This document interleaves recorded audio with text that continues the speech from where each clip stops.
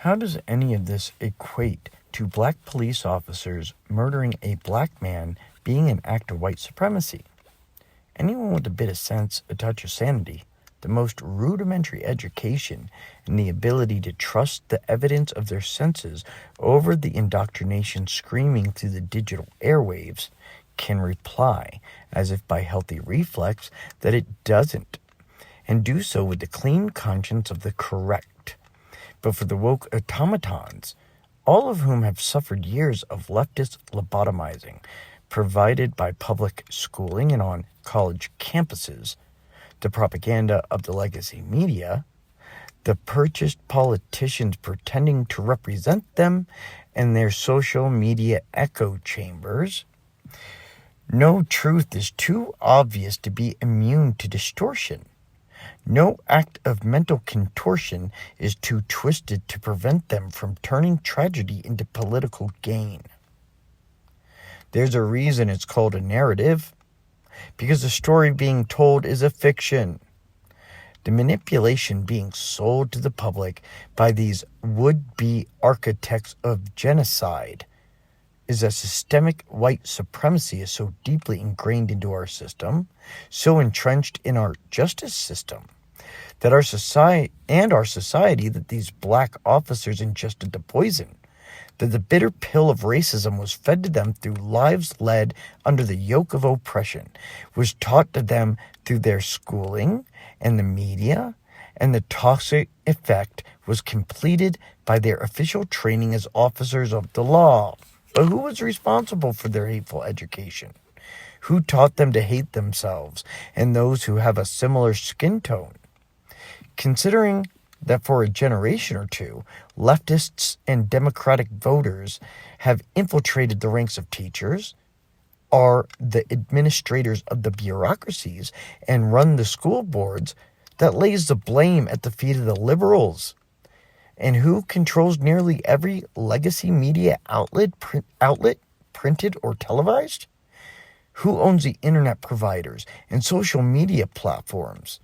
Again, those in control of the narratives are the left-leaning Democratic voters, whether they be corporate bigwigs, Hollywood actors, directors, and producers, journalists and media personalities, the politicians shouting their hateful rhetoric, or the globalist World Economic Forum billionaire class who pays every character just named.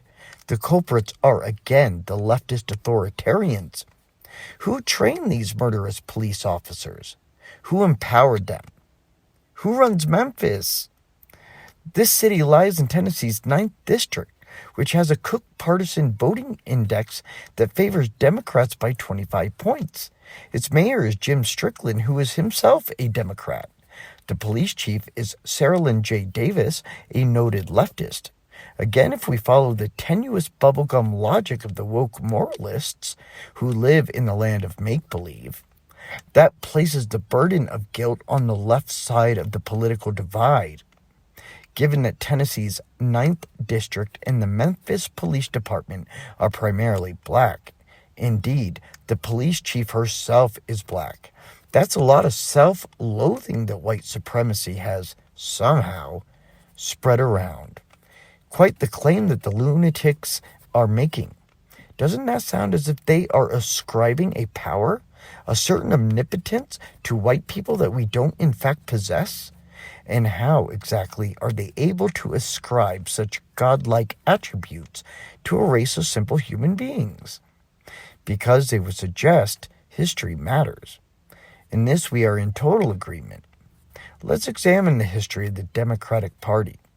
Most importantly, they were the party of the slave-owning South. They felt so passionate about owning other humans that they left the Union to protect their property and fired the first shots of the Civil War.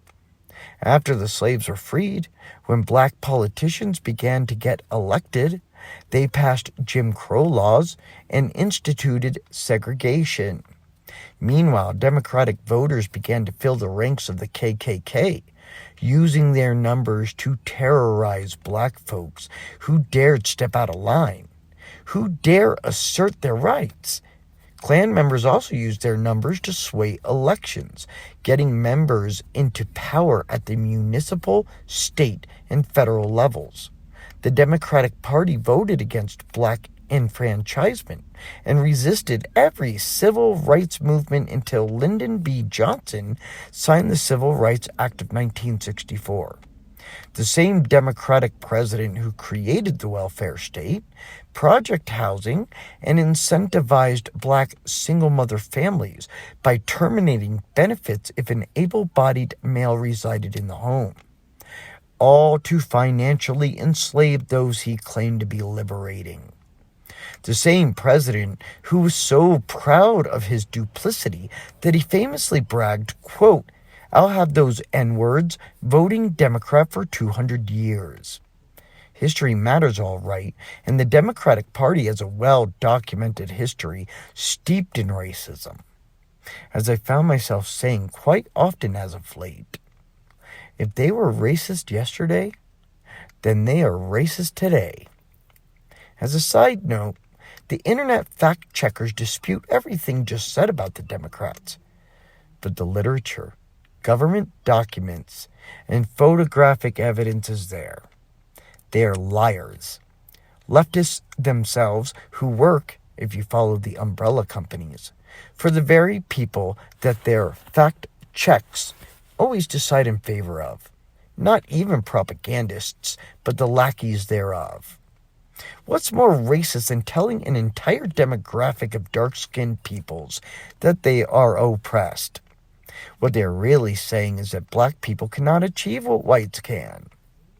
What's more bigoted than claiming that voter ID laws disenfranchise blacks because they can't afford the internet, don't know how to use it, don't know where the local DMV is, and are unable to get there? What's more racist than dropping honors programs in high schools, lowering standards for college admissions, thereby saying without words that they do not possess the intellect to achieve what white people can? More racist than segregating dorm rooms on college campuses and calling it empowerment? Is there anything more racist than telling the world that 5 black policemen cannot think, form opinions, or act brutally all on their own without white Americans deciding and being responsible for all of the above? That white people decide how black people view themselves and each other and direct how they act, like a puppet master pulling the marionette's strings? Seeing everything through the lens of race is the very definition of racism.